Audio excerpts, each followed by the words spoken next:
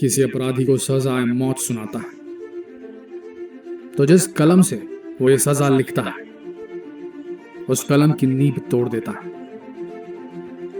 फांसी का नाम सुनकर अपराधी थर थर कांपने लगता है। वैसे तो फांसी देने के कई नियम हैं, जैसे फांसी का फंदा, वो जगह जहां फांसी दी जानी है, वो समय, सब सुनिश्चित होता है, पहले से तय होता है। जिस दिन अपराधी को फांसी की सजा दी जाती है उस दिन जेल का अधीक्षक, डॉक्टर, एग्जीक्यूटिव मजिस्ट्रेट और जल्लाद मौजूद रहते हैं। इन सभी के बगैर अपराधी को फांसी नहीं दी जा सकती।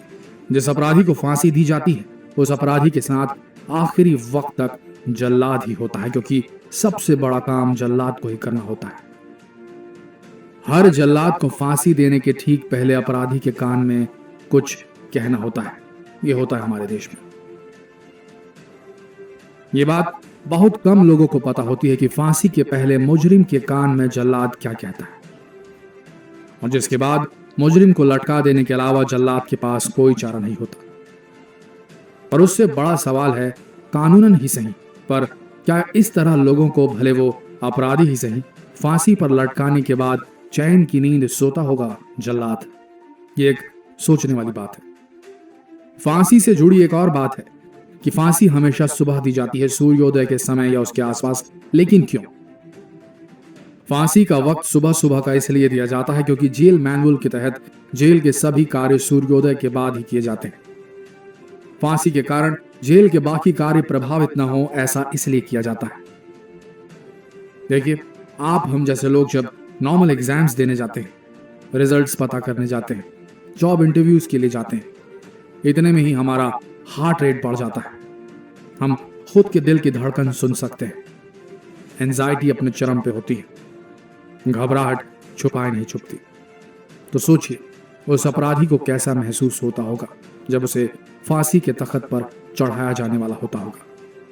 काला कपड़ा उसके चेहरे पर डाला जाता होगा और फिर वो डरावने शब्द, वो शब्द जिनमें कहीं से भी नफरत ना होती है, ना ही गुस्सा होता है, वो शब्द जो एक जल्लाद हर अपराधी को मैंडेटरी, अनिवार्य रूप से बोलता है, शायद इसलिए कि अपराधी की आत्मा शांत हो जाए, उसकी रूह सुकून से शरीर छोड़ सके, या फिर इसलिए शायद वो जल्लाद ये शब्द बोलता है अपराधी के कान में ताकि खुद जल्लाद के अंतर मन में जान लेने का, किसी की जान लेने का अपराध बोध ना हो।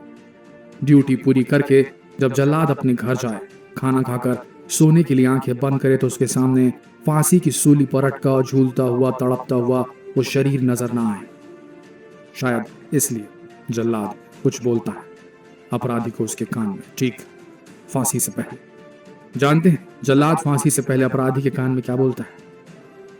हमारे देश में जब किसी अपराधी को फांसी दी जाती है तो उस समय जल्लाद अपराधी के कान में फांसी देने से पहले कुछ कहता है और इसके बाद ही अपराधी को फांसी दी जाती है। फांसी देने के कुछ समय पहले जल्लाद अपराधी के कान में माफी मांगता है और कहता है, मुझे माफ कर दो, मैं मजबूर हूं, मुझे माफ करो, मैं सरकार का गुलाम हूं, आपके लिए बस कुछ नहीं कर सकता हूं। अगर हिंदू होता है जल्लाद तो राम राम कहता है, अगर मुस्लिम होता है तो सलाम बोलता है। फांसी देने से पहले जल्लाद कान में जब ये बोलता है तो सुनते ही थर थर कांपने लगता है अपराधी और धप, लिवर डाउन। ये बात सच है कि जिंदगी बहुत सिंपल है, हम उसे कॉम्प्लिकेटेड बना देते हैं, पर यह बात कहीं ना कहीं माननी जरूरी होगी कि जिंदगी कुछ लोगों के साथ ऐसी कॉम्प्लिकेटेड सिचुएशंस खड़ी कर देती है कि उन्हें या तो अपराध करने में मजा आने लगता है या उन्हें अपराध करने के लिए मजबूर होना पड़ता है। कुछ को सजा मिल जाती है और चूंकि ये मैन मेड सिस्टम है तो कुछ सीधे सीधे बच के निकल जाते हैं।